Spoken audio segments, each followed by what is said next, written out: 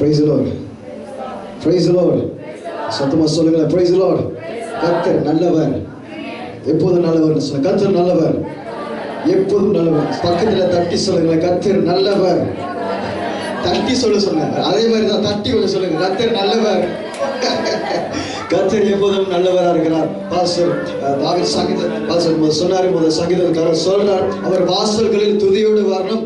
அவரோட சமூகத்துல இருக்கும் போது நம்ம மன மகிழ்ச்சியோட இருக்கணும். எப்படி இருக்கணுமா? எப்படி சத்தமே சொல்லாம மன மகிழ்ச்சியா இருக்கணும். இப்படிதான் அம்மா சொல்லிட்டாங்க. சரி, மன மகிழ்ச்சியா இருக்கணும். பாஸ்டர் ஆரம்பிச்சு இன்ட்ரோடியூஸ் பண்ண மாதிரி என்னோட பேரு பிரின்ஸ் ஜான்.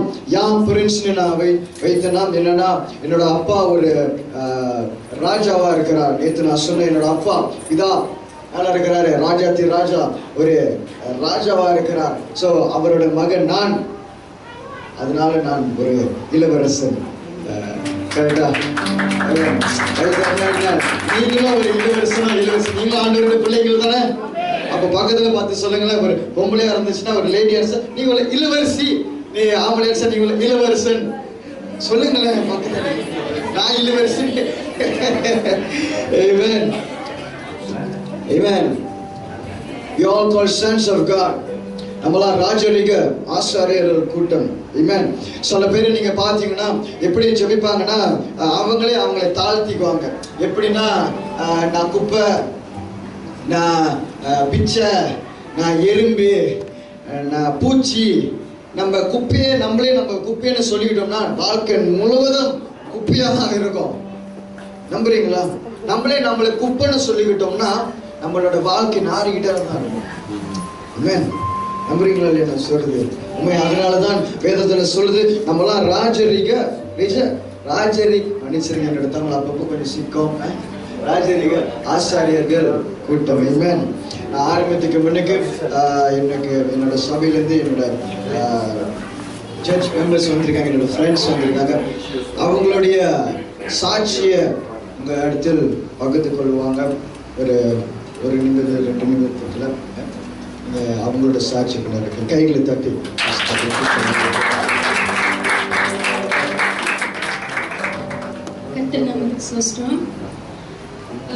என் பேர் பெட்ரிஷா, என் கணவர் பேர் சத்யசீலன். நான் கிறிஸ்டியனாக இருந்தேன். பட் கல்யாணத்துக்கு அப்புறம் என் வீட்டுக்கார் கூட ஹிந்து வழிபாடில் போயிட்டேன். ஹிந்துவில் இருக்கும் போதே எல்லாம் இருந்தது, பட் எங்களுக்குள் சமாதானம் இல்லை. எனக்கும் என் கணவருக்கும் அன்பு எல்லாம் இருந்தது. பட் ஏதோ ஒன்று குறையிற மாதிரி, சம்திங் மிஸ்ஸிங். ஒரு பீஸ்ஃபுல்லான லைஃப் இல்லை. கர்த்தரை ஏற்றுக்கொண்டோம். இந்த வருஷம் கர்த்தரை ஏற்றுக்கொண்டு நானும் என் கணவரும் சபைக்கு வருகிறோம். எங்கள் பாஸ்டரை எங்களுக்கு கிறிஸ்துக்குள் ஒரு கல்யாணம் பண்ணி வச்சாங்க. என்ன சொன்னாங்க, இன்றுக்குள் நீங்கள் கல்யாணம் பண்ணுங்க, அதில் என்னென்ன சாபக்கட்டுகள் இருக்குது என்னன்னு தெரியாது, அதெல்லாம் உடைக்க வேண்டும் என்று கிறிஸ்துக்குள் கல்யாணம் பண்ணி நாங்கள் இப்போது சந்தோஷமாக இருக்கிறோம். இன்னும் வாழ்க்கையில் இருக்கப்போ தேவையில்லாத நிறையா ஃப்ரெண்ட்ஸுங்கள் என்ஜாய் அப்படி வாழ்க்கை ரொம்ப இதாக போயிட்டு இருந்தது. ஆனால் இப்போ ஆண்டவருக்குள்ளே வந்து எங்களுக்கு நல்ல நல்ல கிறிஸ்தவ ஃப்ரெண்ட்ஸுங்களுக்கு கிடைச்ச John sister Isabella, brother John மாதிரி இருந்து ஆண்டவருக்குள்ளே இன்னும் நாங்கள் வளர்கிறோம். பிரதர் ஜான் சொன்ன போல வாழ்க்கை எப்போதும் எக்ஸ்டெண்டாக இருக்கிறோம். இன்னும் நாங்கள் வளர வேண்டும் என்று நினைக்கிறோம். ஆமென். இவன் கர்த்தருக்குள்ள வந்தா நம்மளுக்கு எப்போதும் சமாதானம் உண்டு. இவன் நம்மளுக்கு எல்லாமே இருந்திருக்கலாம் அந்த வாழ்க்கையில இருக்கும் போது, ஆனா கர்த்தர் நமக்குள்ள எப்ப இருக்கிறாரோ ஏதோ ஒரு சம்திங் மிஸ்ஸிங்கா இருக்கும். எப்பனா கர்த்தர் இல்லாத போது ஏதாவது ஒரு சம்திங் மிஸ்ஸிங்கா இருக்கும். ஆனா கர்த்தர் உள்ளுக்கு வந்துட்டாருன்னா மிஸ்ஸிங்கே இருக்காது. நம்மளே மிஸ்ஸிங்கா இருந்தால்தான். இவன் இந்த பாடல்களை எடுத்து கொஞ்ச நேரம் let's be in the presence of God. கண்களை மூடி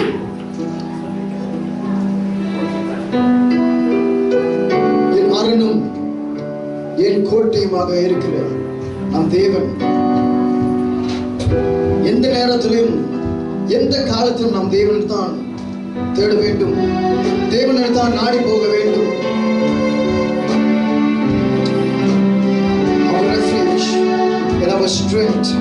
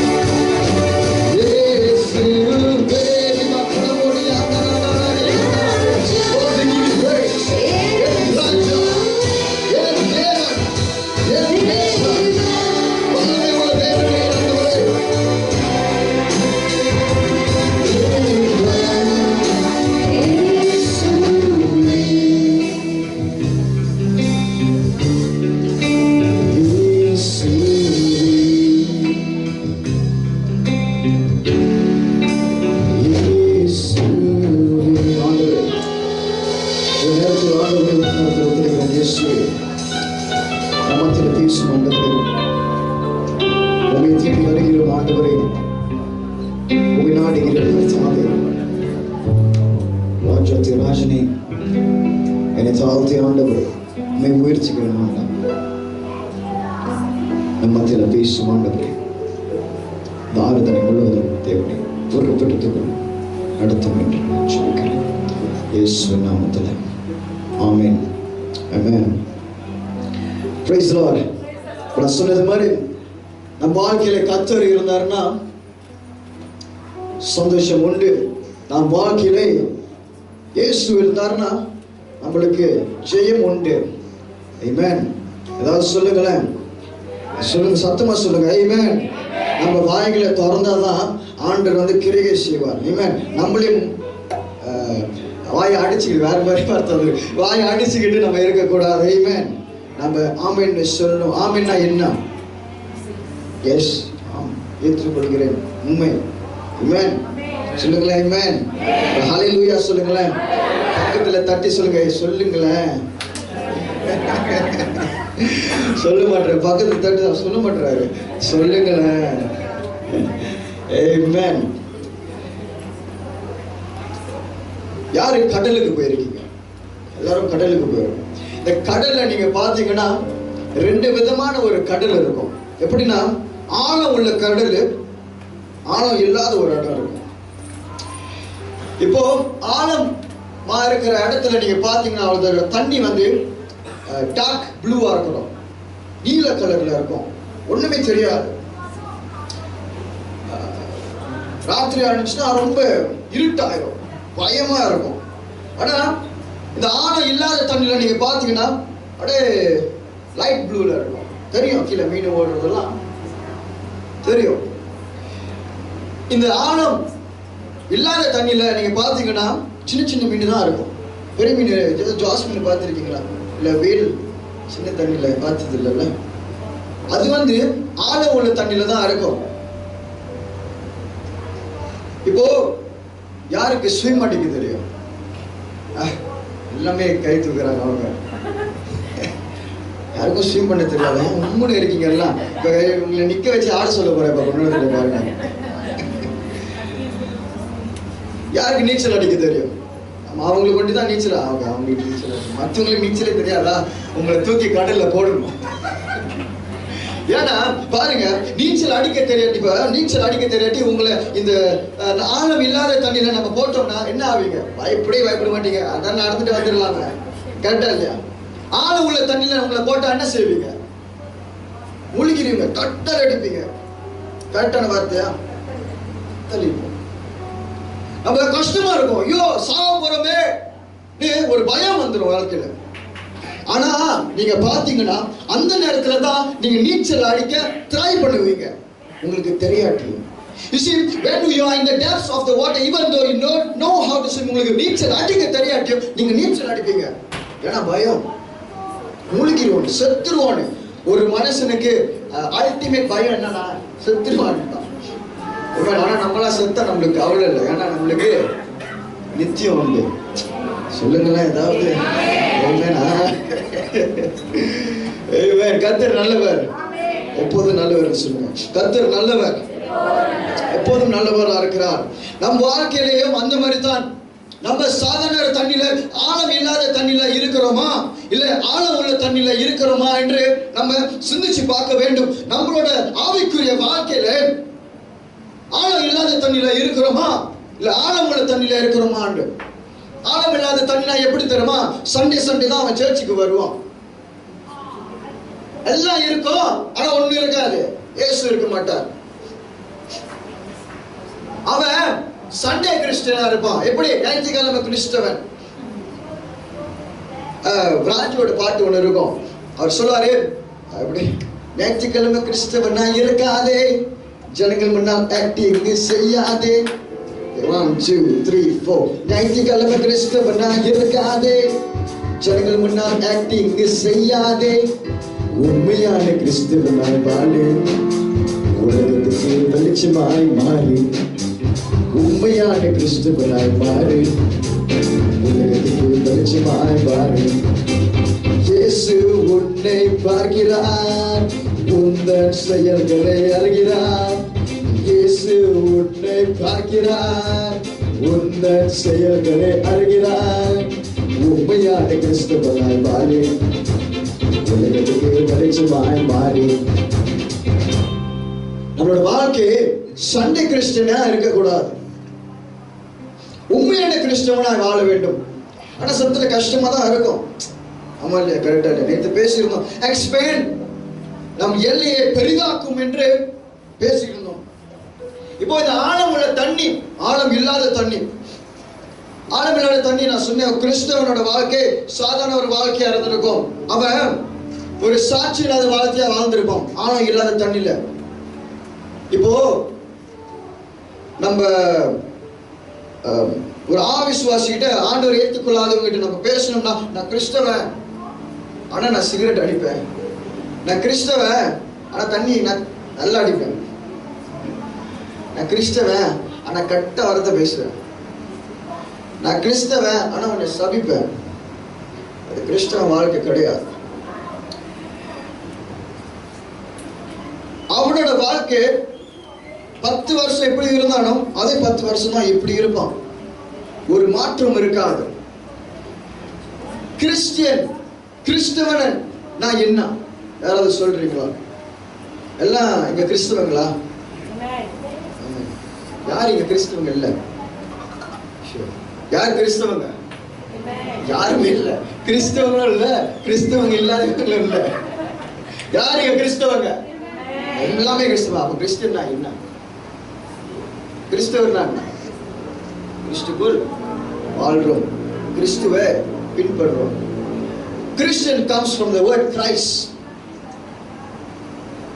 If you see in நீங்க ஐபோன் வைத்திருந்தீங்கன்னா ஐபோன்ல டிஃபைன் ஒரு ஆப் இருக்கும். அந்த define தட்டிங்கன்னா it talks about character, நம்மளுடைய குணதேசத்தை பற்றி பேசும்.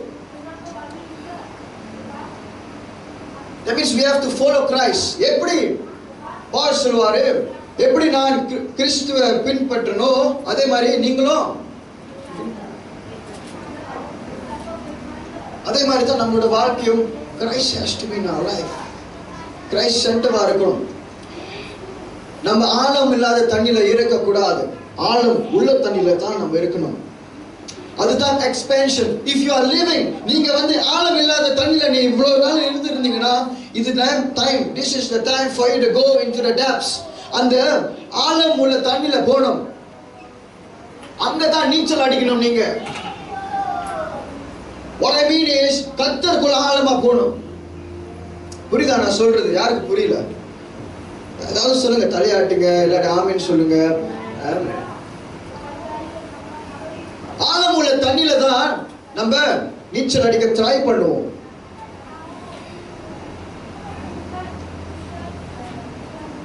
ஞாயிற்றுக்கிழமை கிறிஸ்தவனோட வாழ்க்கை பரிசுத்தமா நடிப்பான். உண்மையான கிறிஸ்தவனோட வாழ்க்கை பரிசுத்தமா இருப்பான். இல்லாட்டியும் பரவாயில்ல, ட்ரை பண்ணுவான். ஒவ்வொரு நாளும் அவனோட வாழ்க்கை மாறிக்கொண்டே இருக்கும். அதே மாதிரிதான் நாம் சிந்திச்சு பார்க்க வேண்டும். நம்மளோட வாழ்க்கை ஆழம் உள்ள தண்ணியில இருக்கிறோமா, ஆழம் இல்லாத தண்ணியில நம்ம இருக்கிறோமா என்று.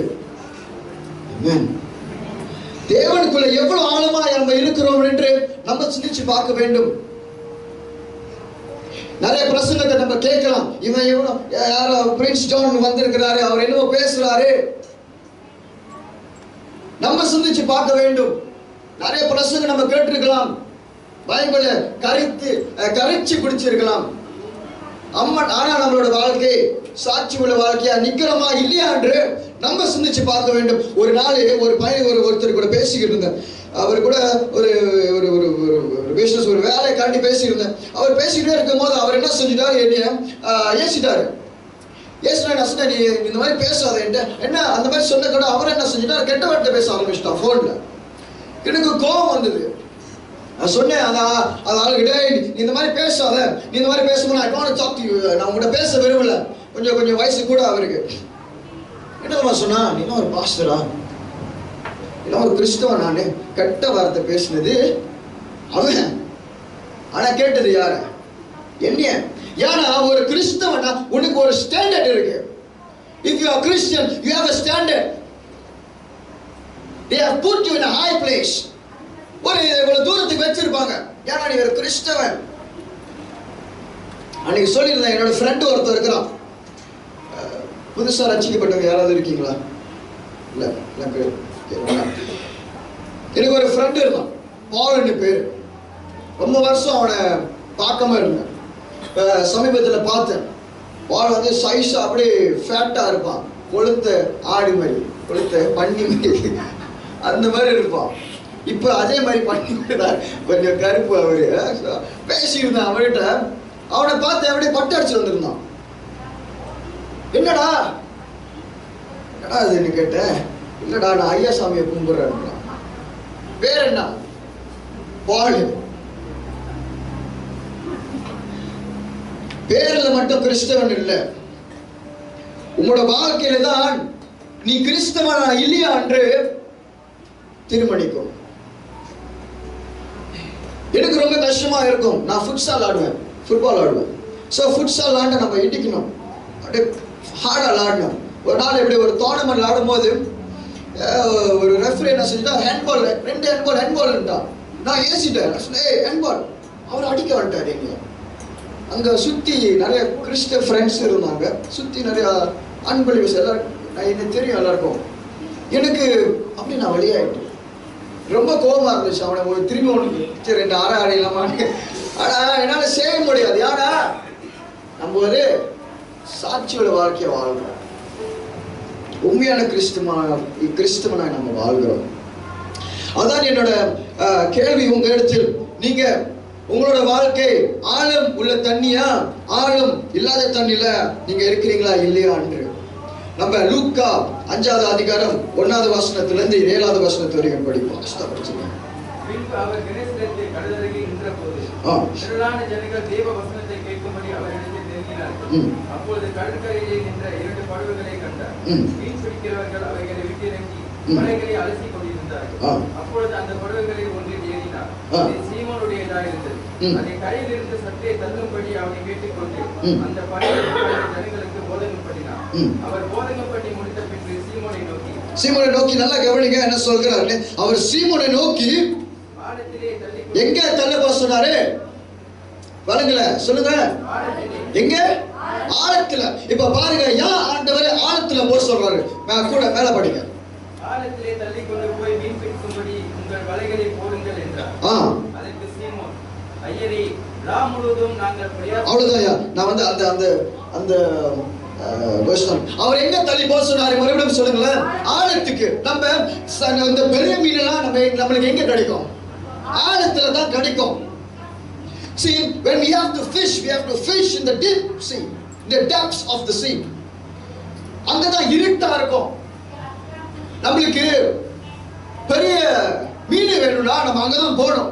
நம்மளுக்கு ஆசீர்வாதம் வேணும்னா நம்ம ஆழத்துக்கு போகணும். நம்மளுக்கு சுகம் வேணும்னா நம்ம ஆழத்துக்கு போகணும். நம்மளுக்கு அந்த வல்லமை வேணும்னா நம்ம ஆழத்துக்கு போகணும். பாஸ்டர் கூட நேத்து பேசி சொன்னாரு, உலகால் தான் யா, அதுதான் ஆழம். ஆமென்.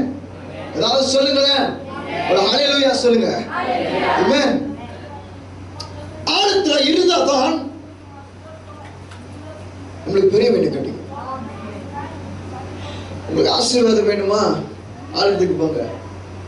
அதுக்கு நீ சவுத் சைனா சீக்கு போயிட்டு முழுகிறாரு. நான் சொல்ற ஆழம் வந்து ஆவிக்குரிய ஆழத்துக்கு, நீச்சல் ஆழத்தில் போக வேண்டுமாங்க. மேத்யூ 14:25.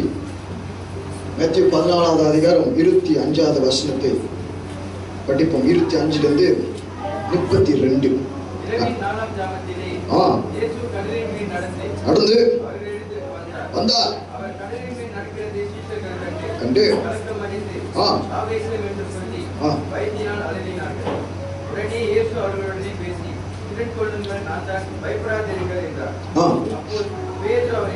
பேதுரு அவரை நோக்கி, ஆண்டவரே, உம்மிடத்தில் வர கட்டளையிடும் என்றார். அதற்கு அவர் வா என்றார். வா என்றார். அப்பொழுது பேதுரு படவை விட்டு இறங்கி இயேசுவினிடத்தில் போகிற ஜலத்தின் மேல் நடந்தார். காற்று பலமாய் இருக்கிறதை கண்டு பயந்து அமிழ்ந்து போகையில், ஆண்டவரே என்னை ரட்சியும் என்று கூப்பிட்டார். உடனே இயேசு கையை நீட்டி அவனை பிடித்து அற்ப விசுவாசியே ஏன் சந்திக்கப்பட்டாய்? அவர்கள் படவில் ஏறிட்டவுடனே காற்று அமர்ந்தது. பாருங்க, நல்ல கவனிங்க. இதுல ரெண்டு பல காரியங்கள் அடைந்து இருக்கிறது. நம்ம if you see this situation, இந்த ப்ராப்ளம் வந்து இந்த சூழ்நிலை எங்க நடந்தது யாராவது சொல்றீங்களா? கடல்ல ஆழம் இல்லாத தண்ணியில நடந்திருக்கும். எங்க நடந்தது? ஆழம் உள்ள தண்ணியில. நீங்க பாத்தீங்கன்னா 25வது வசனத்துல நீங்க படிங்க, மறுபடியும் 25வது வசனம் நல்லா கவனிங்க.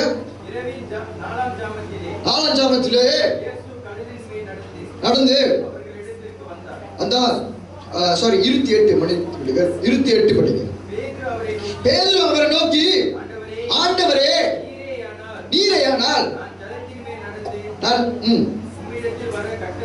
கட்டளையிடும் என்றார். He says, command me to walk. அவரே ஆண்டவர்கிட்ட சொல்றாரு, ஆண்டவரே நான் நடக்கணும் என்று நீர் குமார் என்ன வார்த்தை அது தமிழ்ல? கட்டளையிடுங்கள்.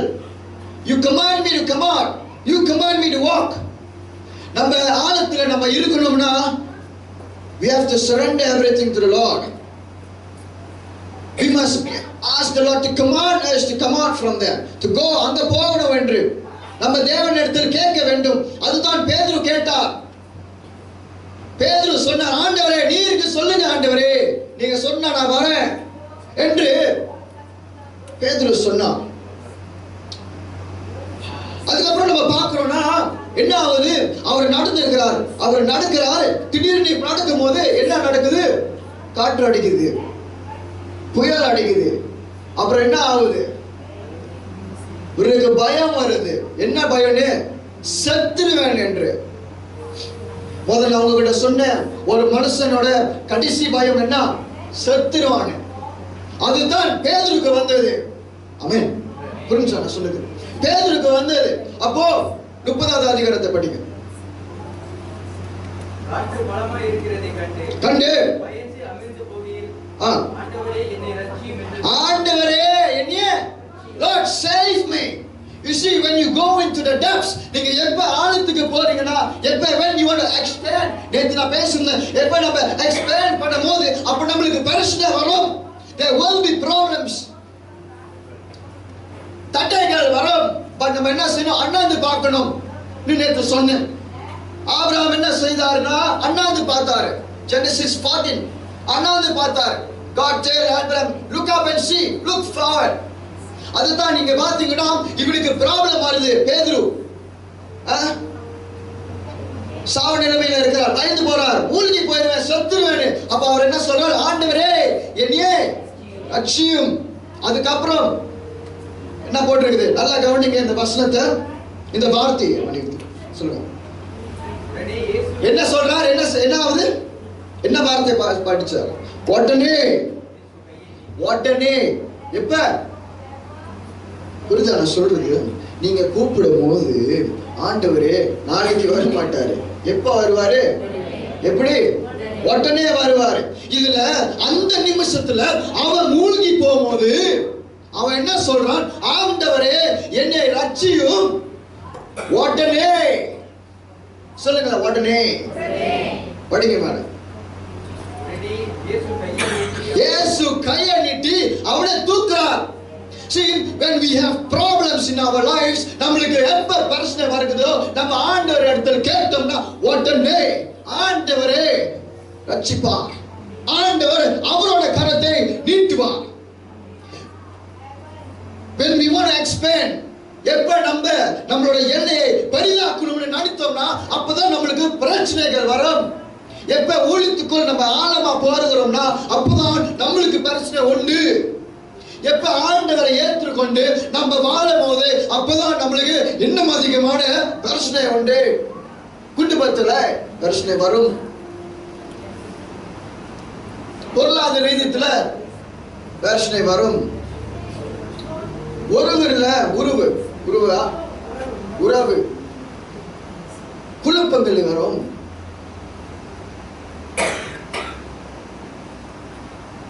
Lots of things will happen, but when you call, see, it says, those who call upon my name shall be saved. உடனே ஆண்டவரே என்ன செய்றாரு? கையை நீட்டுறார். படிங்க மேம். அற்ப விசுவாசியே, என்னடா நீ என்னை இவ்வளவு நாள் ஃபாலோ பண்ணிட்டு நீ என்னோட அற்புதத்தை பார்த்துட்டு நீ பயப்படுறியே. சபைக்கு நம்ம காலம் காலமா வருகிறோம். சபைக்கு நம்ம காலம் காலமா வருகிறோம். நிறைய வசனத்தை கேட்டு வருகிறோம். அற்ப விசுவாசியா இருக்கிறோமா? சந்தேகப்படுறோமா? ஆண்டவரே, இல்ல இந்த ஆழம் இல்லாத தண்ணியில இருக்கிறோமா? ஆண்டவரை சந்தேகப்பட்டு இல்ல நீச்சல் ஆழத்துக்கு போக மாட்டோமா? மேல படிங்க.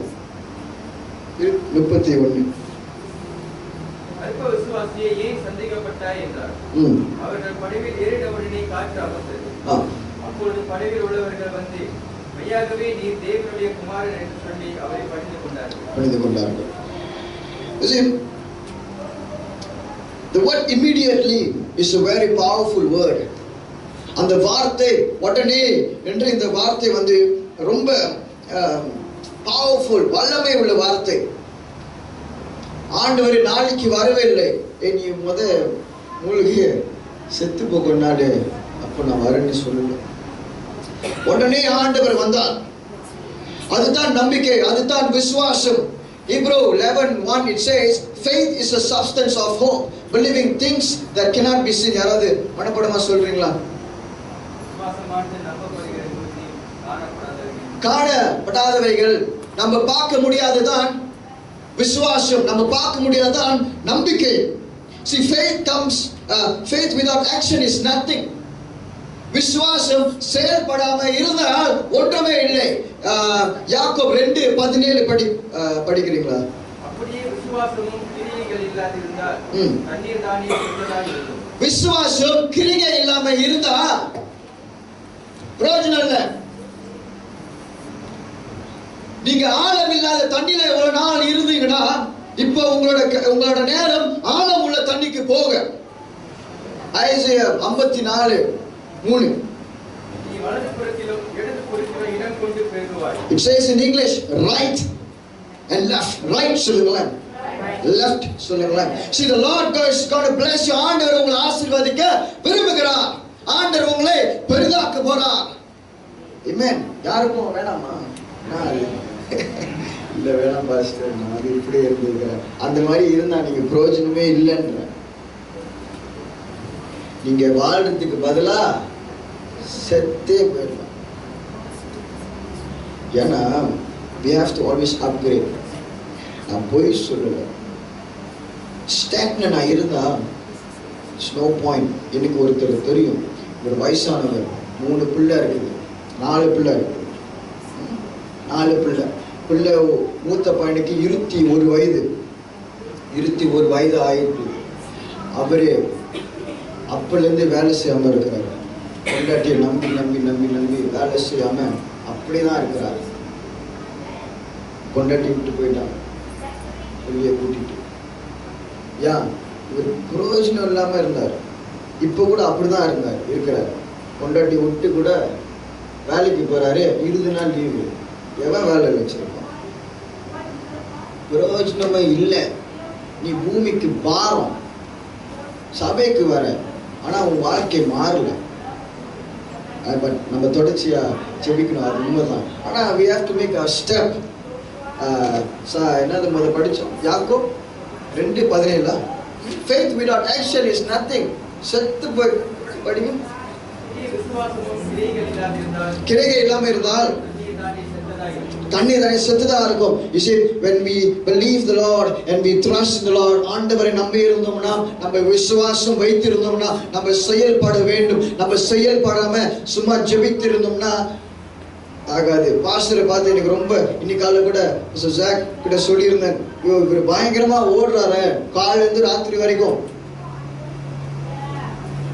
விசுவாசம், faith you have to do. நம்ம ஒரு ஒரு ஒரு ஒரு குறிக்கோளை வைத்து, ஒரு விஷனை வைத்து நம்ம ஒண்ணுமே செய்யாம இருந்த பிரயோஜனம் இல்லை. நான் சொன்னது மாதிரி சூழ்நிலைகள் வரும், பிரச்சனைகள் வரும், குழப்பங்கள் வரும். ஆனா அந்த நேரத்தில் நம்ம தேவனை நம்பி இருக்க வேண்டும். ஆமென். என்னோட ஆல்பம் அப்புறம் வெளியே பின்னால ஹெல்ப் பண்ணுவாரு, விற்கப்படும். இதை வெளியிட கூட ஆண்டவர் உதவி செய்திருக்கிறார். இது எனக்கு ஒரு பணம் எனக்கு ஒரு பிரச்சனையாக இருந்தது இந்த ஆல்பத்தை வெளியிட. ஆனா ஆண்டவர் ஒருத்தர் மூலியமா எனக்கு பண உதவியை செய்கிறதுக்கு உதவி செஞ்சார். அடுத்த ஆல்பத்தை வெளியிட எனக்கு இந்தியா தேசத்திலிருந்து ஒரு பிஸ்னஸ்மேன் அடுத்த வாரம் வருவார், அடுத்த ஆல்பத்துக்கு ஹெல்ப் பண்றதுக்கு. இந்த மாதிரி ஆண்டவர் உதவி செய்வார். எப்பனா நம்ம ஆண்டவர்கிட்ட, ஆண்டவரே என்னை ரட்சியும், ஹெல்ப் மீ, சேவ் மீ, உடனே ஆண்டவர் வருவார். ஆனா நம்ம தொடர்ச்சியாக ஜெபிக்க வேண்டும். சில நேரத்தில் சில நேரத்தில் ஆண்டவர் வெயிட் பண்ண சொல்லுவார். ஏன்னா நம்மளுக்கு பெஸ்டா கொடுக்கணும்னு ஆசைப்படுவார். யாருக்கு பெஸ்ட் வேணும்? Amen. See, sometimes when we want the best, God will ask us to wait. Yes, correct. ரொம்ப நாள் நான் அமர்ந்து கொண்டு இருந்தேன் தேவனோட இடத்தில், அவரோட காரியங்கள் செய்து வந்திருந்தேன்.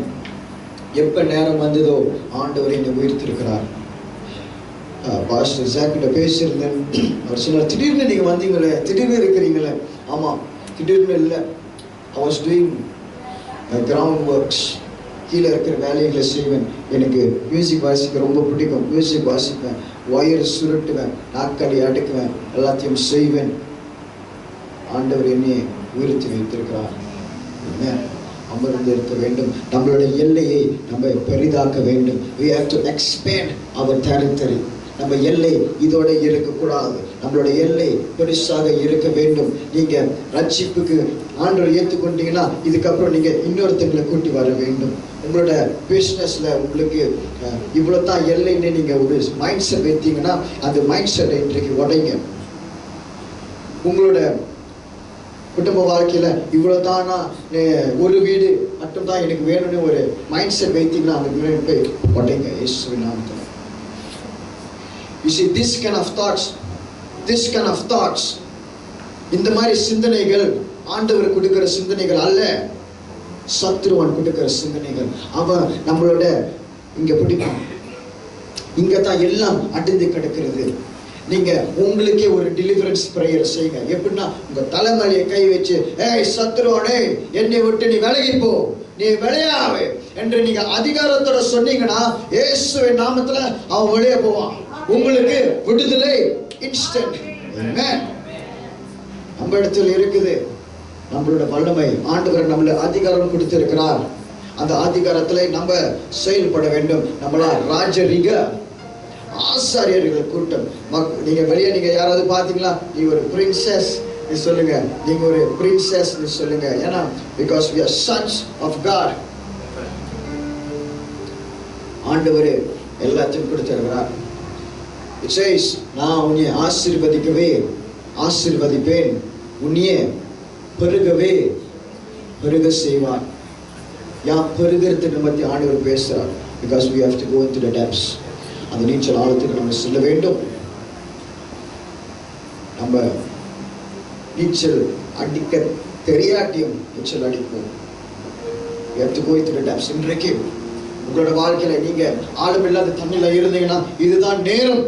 நீங்க உங்களோட வாழ்க்கையை அந்த ஆழத்துக்குள் எடுத்து செல்ல வேண்டும். ஆமென். ஒரு சிறிய ஜெபத்தை செய்வோம். அதுக்கப்புறம் ஹோலி கம்யூனியன் இருக்குது. அதுக்கப்புறம் நம்ம ஜெபம் வேணென்றால் நம்ம இன்றைக்கு ஜெபிப்போம். ஆண்டவரே, இந்த நேரத்துக்காண்டி நன்றி செலுத்துகிறேன். ஆண்டவரே, அப்பா, நம்மளோட எல்லையை தேவனை நீர் பெரிதாக்கும் என்று நான் ஜெபிக்கிறேன். இயேசுவின் நாமத்தில் கட்டி இருக்கிற ஒவ்வொரு கிரைகளையும் இயேசுவின் நாமத்தில் நான் சபித்து நிர்மூலமாக்குறேன். சத்துருவான் உனக்கு அதிகாரம் இல்லை யாரையும் தொடர்றதுக்கு. ஏனென்றால் இவங்க தேவனோட பிள்ளைகள். இயேசுவின் நாமத்தில் I pray, Lord, I pray that you will bless them. ஆண்டவரே, நான் ஜெபிக்கிறேன் அப்பா, இவங்களை நீர் தொட்டு சுகமாக்கும். ஆண்டவரே,